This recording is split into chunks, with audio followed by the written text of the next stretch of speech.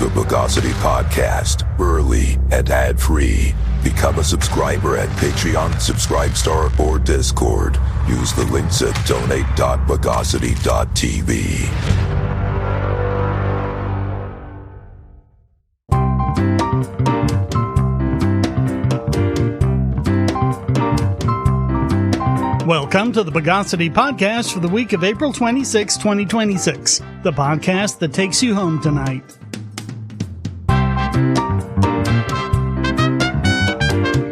This is your host, Shane Killian. Heather and I are going on vacation, so no podcast for the next 2 weeks. But for now, let's depolarize the news of the bogus. The record labels are at least recognizing the losing cases now. In the wake of Cox v. Sony, the IAA have dropped at least 2 of the big remaining ISP piracy cases. Their high-profile cases against Verizon and Altice made the same accusations as they did against Cox, that they did nothing to block internet access for pirates and therefore are liable for secondary infringement. The Verizon case is probably the biggest, as the IAA was suing for more than $2.6 billion in damages. UMG, Warner Music, Sony Music, and ABKCO said that Verizon did nothing when they notified them of 500 subscribers receiving more than 100 notices each. They were suing Altice for $1.6 billion, also accusing them of not doing anything to shut off the access of subscribers they say were pirating. In each case, they argued that the ISP's knowledge of infringing activity, which, remember, was merely the record labels asserting it without evidence, no court order or anything, was sufficient to be held liable for contributory infringement. But in Cox, as we covered, the Supreme Court said that mere knowledge of piracy wasn't enough. You had to show that the service actively encouraged or participated in the acts of piracy, or tailor-made their service for pirates. And that can't be said of ISPs. The internet is just too dang useful. The filings read, all parties hereby jointly stipulate to dismissal of all claims in this matter with prejudice, with each side bearing its own costs, expenses, and attorney's fees. With prejudice means they can't refile. The cases are over.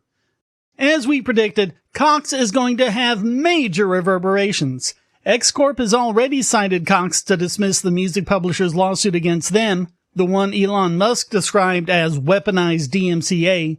And stay tuned to my YouTube channel for how Cox is going to be affecting the AI lawsuits. Filings are already being made. But there are still cases against smaller ISPs, such as RCN in New Jersey. RCN informed the court of the Cox ruling, but as of this podcast prep, no other action has been taken. I don't see how these and other cases will survive, and overall, Cox will reform copyright in the best way. Businesses are not responsible for actions taken by their customers. That should be a general principle. Presenting the greatest game this side of Yugoth. You are H.P. Lovecraft's cat, and your name is Nick. Right, we can't say that on a podcast. Well, anyway, that's the point. Your name is a joke, so now you are out for revenge. You become a Necronomicat. Using the Necronomicon, you come to the present day to buy a cat. That's a gun. For a cat. It's a fat cat. But the Necronomicon is treacherous, and it led in Lovecraft's monsters. Now, in a crumbling world, you must fight. Build your team, buy guns and armor, buy items of dubious legality, defeat the bosses of each level, then take Lovecraft down. Play Necronomicat. The link is at cat.bogosity.tv. Yeah, we're doing cat.bogosity.tv, not that other one. What, you want me to get kicked off the internet or something?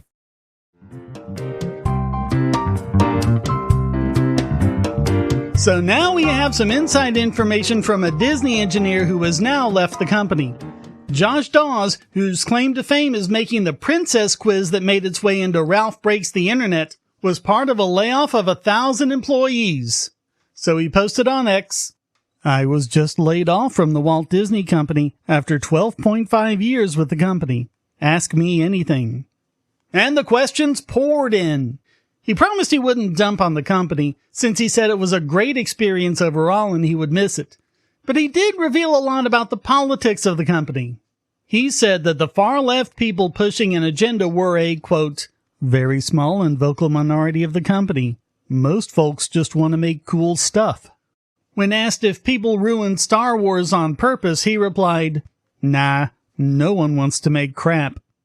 He said that the DEI, quote, peaked in 2020 and has been in steady decline since then. It's much better internally now. The vibe shift is real. As for AI, he said that, quote, it will be incorporated into their workflow. It's a cost savings, no threat to them. So the overall lesson is that the viewpoint many have had that Disney was just a monolith of political ideology from top to bottom is just wrong. There were a few at the top who were basically forcing it, but it was never representative of the workforce at large.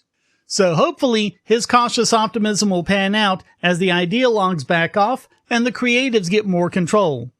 Although he did say, quote, I think the new CEO needs to make some big moves to instill confidence in the market. Yeah, Disney has a lot of goodwill they need to win back. Josh D'Amaro is the new CEO as of March 18, so we'll see what changes he makes. The vibe shift may be real, as Dawes said multiple times, but time will tell whether the new vibe makes it to the screen. On the other hand, D'Amaro is a parks guy, so the worst case scenario is that movies become advertisements for the park rides. Reality tends to be somewhere in between. Disney needs to ease off its existing IP treadmill and start creating new franchises. Whether that results in better storytelling, well, we'll just have to see, won't we?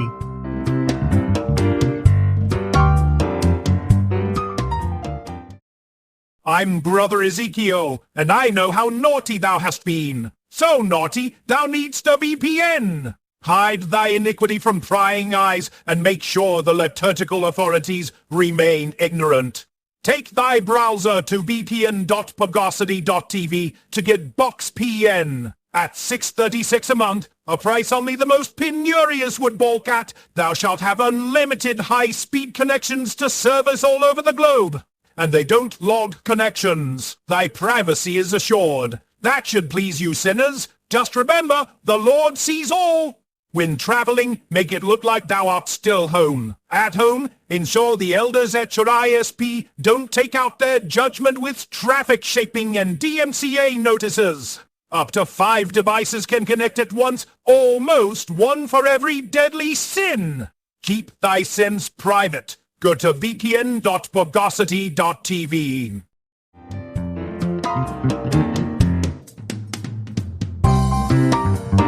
So what is the deal with Europe anyway? It's a question we ask a lot on this podcast about a lot of different subjects, but this one specifically is about innovations. We just don't see the big innovators like Elon Musk over in Europe. And it's nothing to do with Europeans. A lot of the innovators we have here in the States are from Europe. So why are all the European innovators over here? Why don't they stay at home and innovate there? That's the question a paper asks titled, Why Europe Produces Nobel Prize Winners But Not Elon Musks.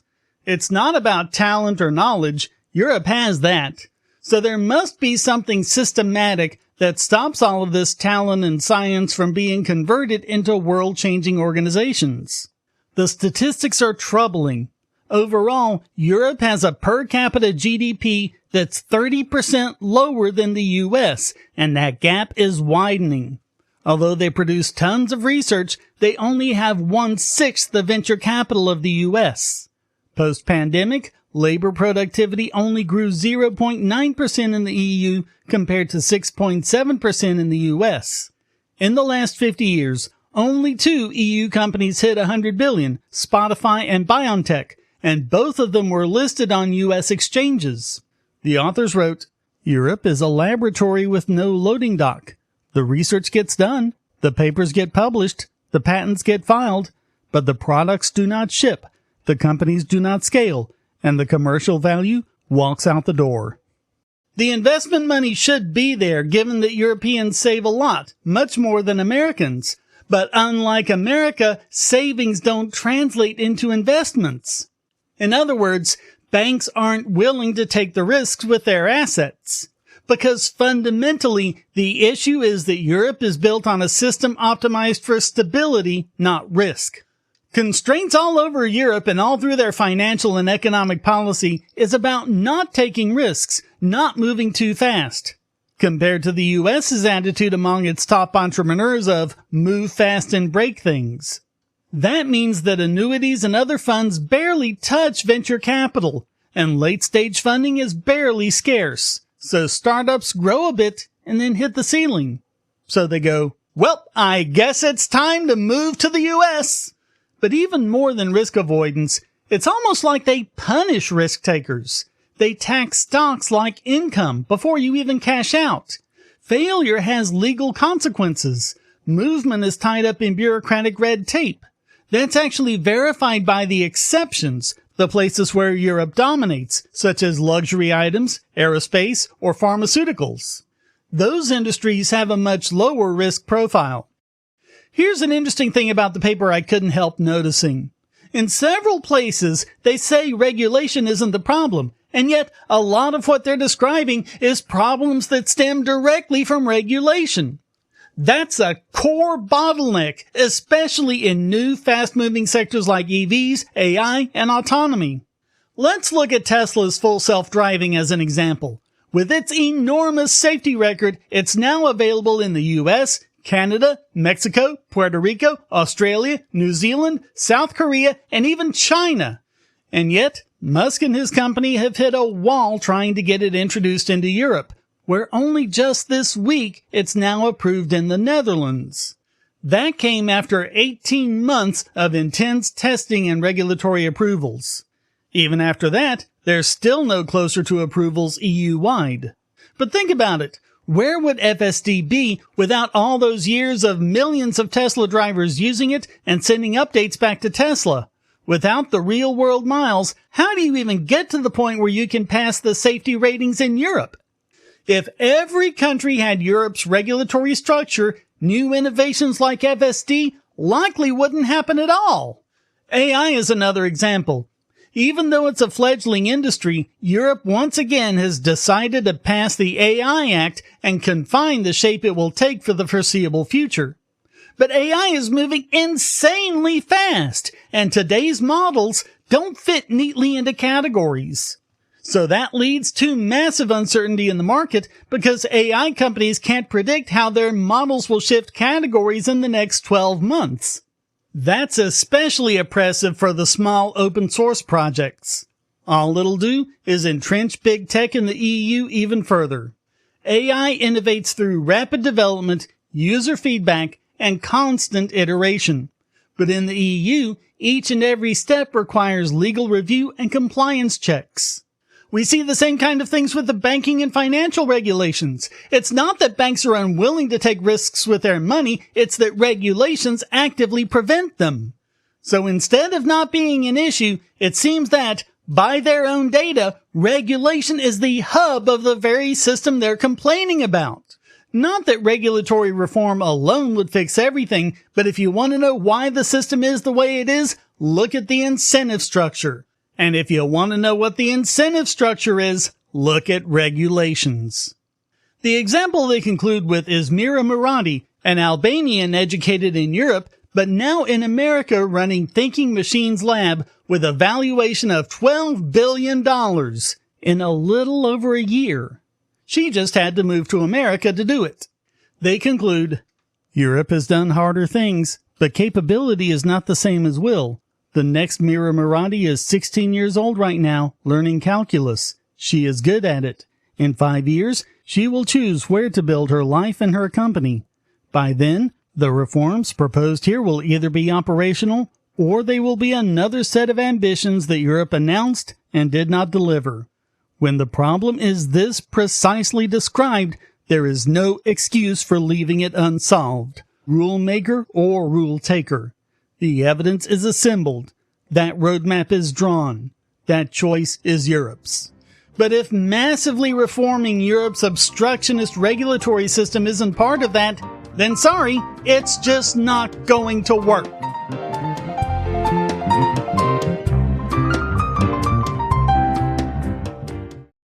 want to tell you about the eyeglasses I've been wearing for years. As people can see on my videos, I have a very strong prescription, which makes glasses more expensive, especially when I need computer glasses, reading glasses, prescription sunglasses, and most expensively, progressive lenses for general everyday wear. To save money while still getting quality glasses, I get them from Firmoo. In fact, I just got a pair of progressives with high-index aspherical lenses and a nice pair of frames my wife loves for just over $100. It would have been $500 to get them through my eye doctor. Not only do they look good, the glasses are durable. I've worn many pairs for several years without problems. All orders come with a 30-day return policy, a 3-month warranty, and one-on-one customer service. Go to Firmoo, that's FIRMOO.Bogosity.tv anytime you need quality glasses at a low price. Once again, that's Firmoo.Bogosity.tv.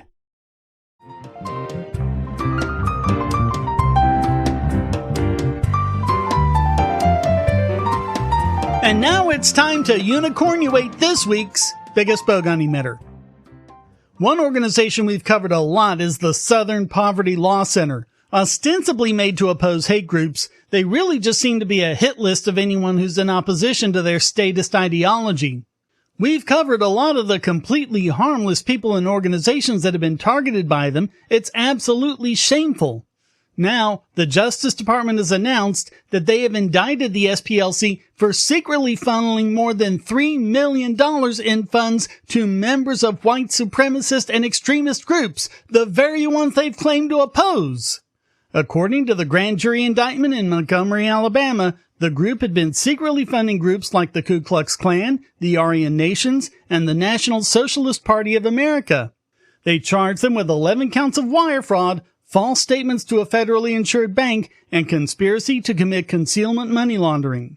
See, if you solve the problem of racism, you stop existing. So you need to make sure you support these groups so they stay around so that you can complain about them and get more money from donors. Acting Attorney General Todd Blanche said, quote, "The SPLC is manufacturing racism to justify its existence. Using donor money to allegedly profit off Klansmen cannot go unchecked. This Department of Justice will hold the SPLC and every other fraudulent organization operating with the same deceptive playbook accountable. No entity is above the law." FBI Director Kash Patel said, quote, "The SPLC allegedly engaged in a massive fraud operation to deceive their donors, enrich themselves, and hide their deceptive operations from the public. That is illegal, and this is an ongoing investigation against all individuals involved." This began way back in the 80s when the SPLC began operating a covert network of associates within violent extremist groups like the KKK, secretly giving them money to fund the leaders and organizers at the same time the SPLC was publicly denouncing these very same groups. They're just allegations that have to be proved in court, but man, doesn't that just make so many things fall right into place? This indictment has teeth. It's not just vague allegations. They have a number of different field sources, or Fs, that they specify details about. For example, F9 was affiliated with the neo-Nazi organization, the National Alliance, and served as an F for the SPLC for more than 20 years. F9's activities included fundraising for the National Alliance. Between 2014 and 2023, the SPLC secretly paid F9 more than $1 million. In 2014, F9 entered the headquarters of a violent extremist group and stole 25 boxes of their documents.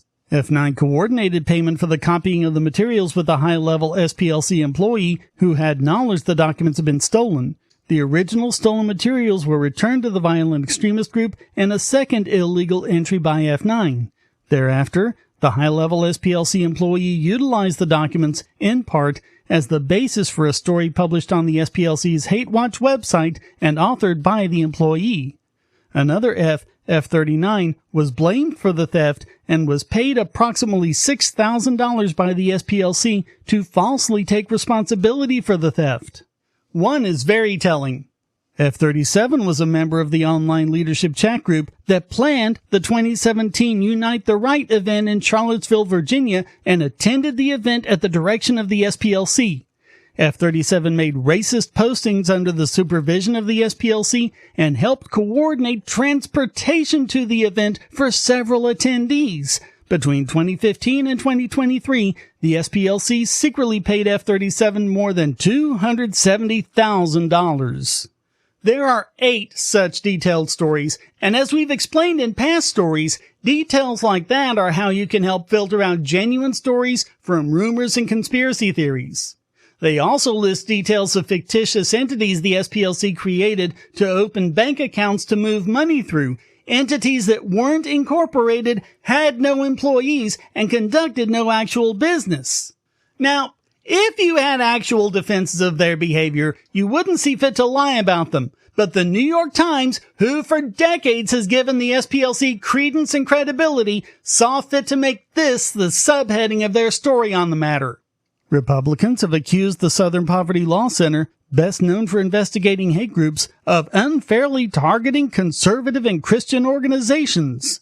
Yes, the Times outright lied about what the story was about. Other defenses are that they were merely paying informants, but there are major issues with doing that as a 501c3, and also, why would they have to launder the money to do it? We'll have to see how this actually shakes out, but the reaction from liberals online and in the press isn't defense, it's damage control, which means that, deep down, they know it's very likely true. So all of that makes the SPLC this week's biggest Bogon emitter.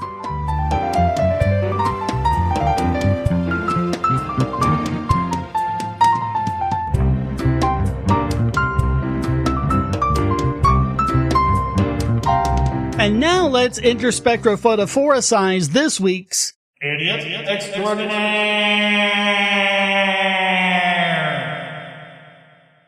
Less than 2 weeks ago, I posted a video to my YouTube channel about the law being paywalled. Fortunately, in the case in question, ASTM-V upcodes, the court found that the law should be publicly accessible, and anyone who took the law and reposted it was engaging in fair use. Which is weird, because why is the law copyrighted to begin with? We're talking about things like building and electrical codes. There are standards made by private organizations, and they make their money selling those standards to companies. Sometimes, when a government wants to pass building codes, they do it by reference, meaning they just say that this standard is now the law and must be followed by everyone. And now, those standards bodies are pooping their panties because the courts are saying that the law is fair use, or sometimes even public domain. But it should be! These are the laws that affect you and me, that we all have to follow, and that we have every right to know about and have a copy of, and go and complain to our lawmakers about if we don't like them.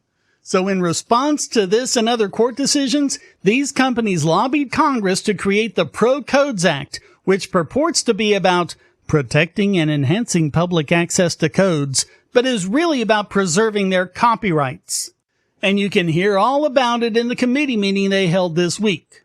These how-to manuals, which are included by reference in many laws, but ultimately are far more than simply statements of fact for the law. Many say because they are included by reference by cities and others, that somehow that diminishes their legitimate copyright.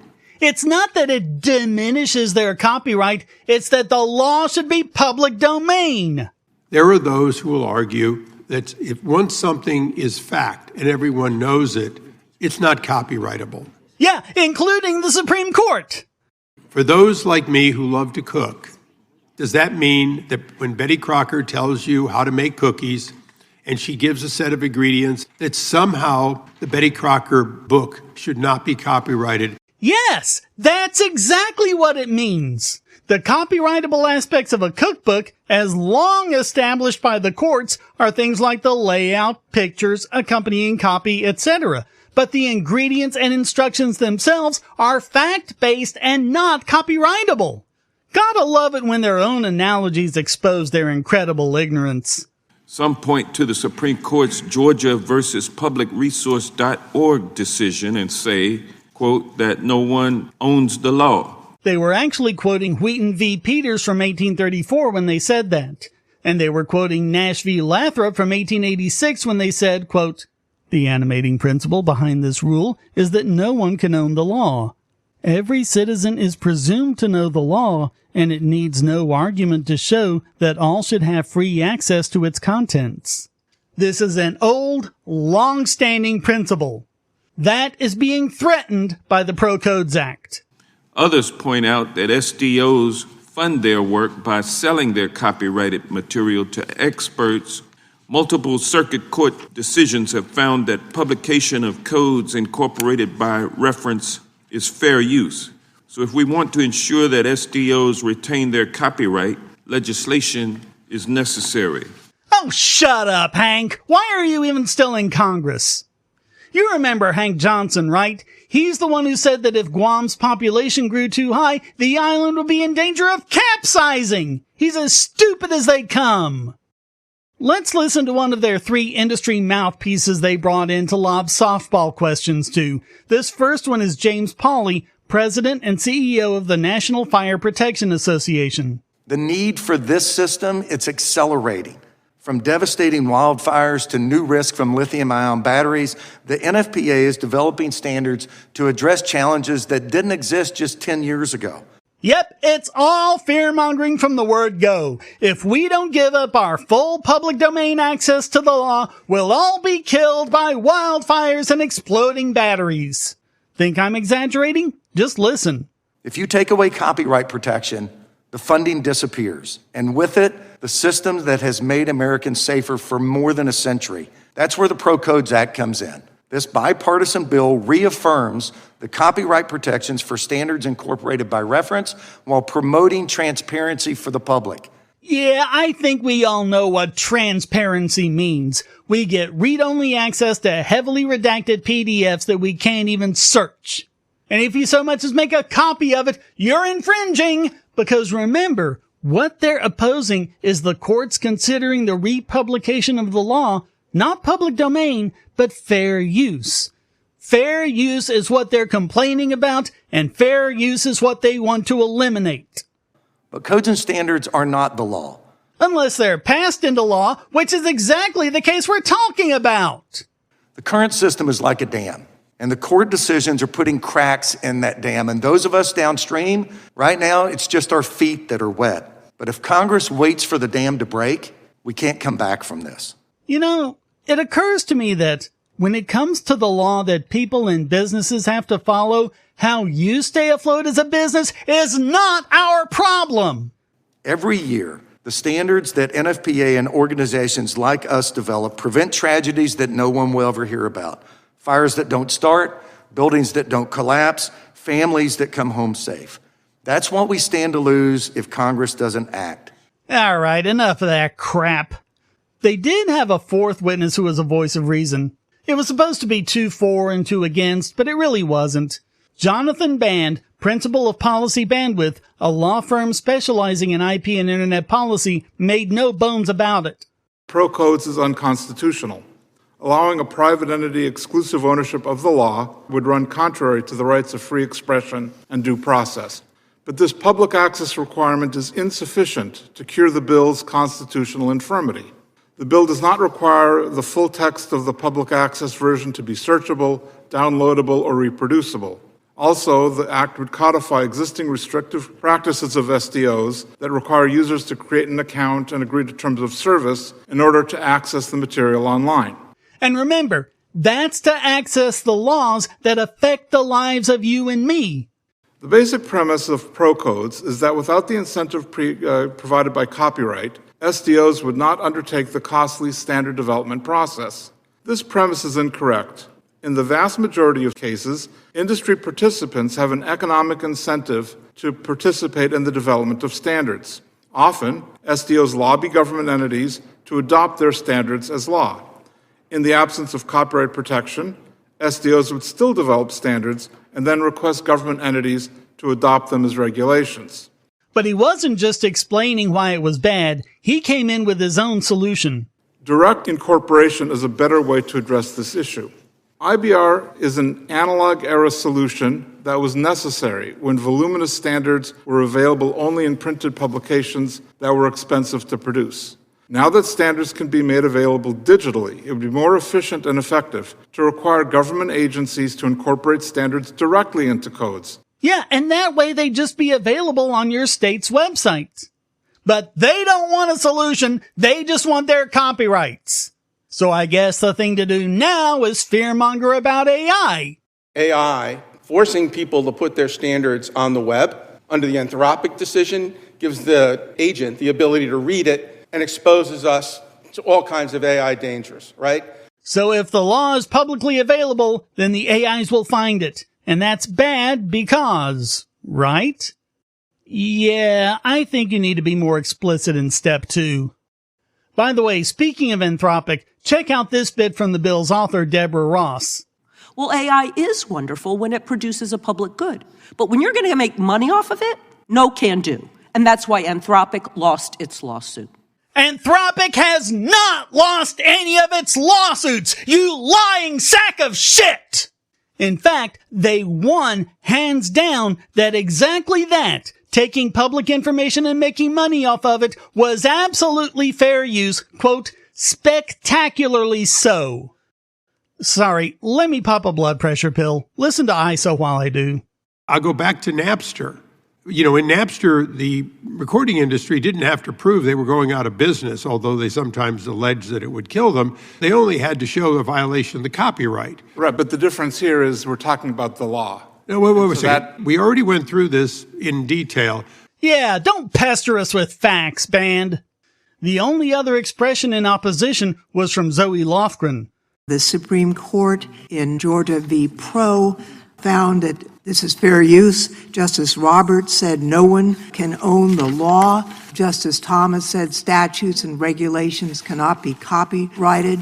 And so I think the law is clear. In the amicus brief in ASME versus Public Resources, the NAACP noted that, and this is a quote, without the information contained within the technical standards at issue, Black and low-income communities are fighting blind against landlords and other powerful, well-resourced adversaries. For these communities, access to the standards is access to justice. Wow, she actually managed to make this a racial issue. Nice one. Bipartisan opposition as well.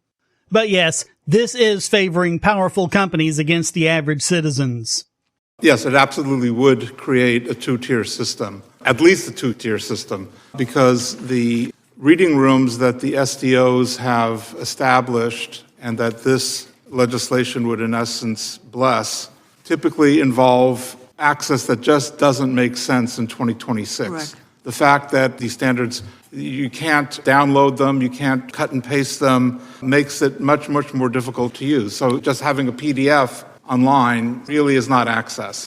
Sure, you can access the law. Just give us your personal information and agree to the terms of service. And you'd better not copy it anywhere. As bogus as copyright is at the best of times, this is the worst of the worst. Because we're talking about people with guns pointing at them. Every law is backed up sooner or later by people with guns. When you're talking about the law, it is inexcusable to not let us have free access to it. Throughout the softballing, they talked about balance. They used that word dozens of times. A balance between the public's right to know the law and their profits. But there is no balance when it comes to pointing guns at people. There is no compromise there. If you're gonna point a gun at someone and say, do what we say or else, we at least need to know what it is you say. Once again, the bill is the opposite of what they claim. They do not need to protect public access to the law because the courts have already recognized that we have access to the law. The only purpose of this is to massively restrict that access and extend ownership of the law itself to their crony organizations. Secret laws created by government-favored businesses is literal fascism. So all of that makes Congress this week's Idiot Extraordinaire.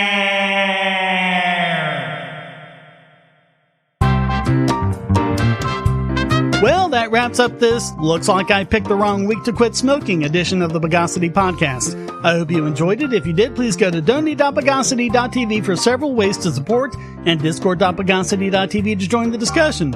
Subscribe at the Discord, Patreon, or Subscribe Star, and you can listen early and ad-free. Thank you for listening. Remember, no podcast for the next 2 weeks, so we'll see you when we get back. Until then, here's a quote from Thomas Sowell. Racism is not dead, but it is on life support, kept alive by politicians, race hustlers, and people who get a sense of superiority by denouncing others as racists.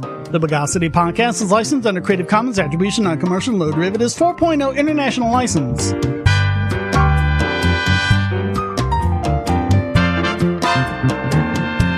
Bogosity.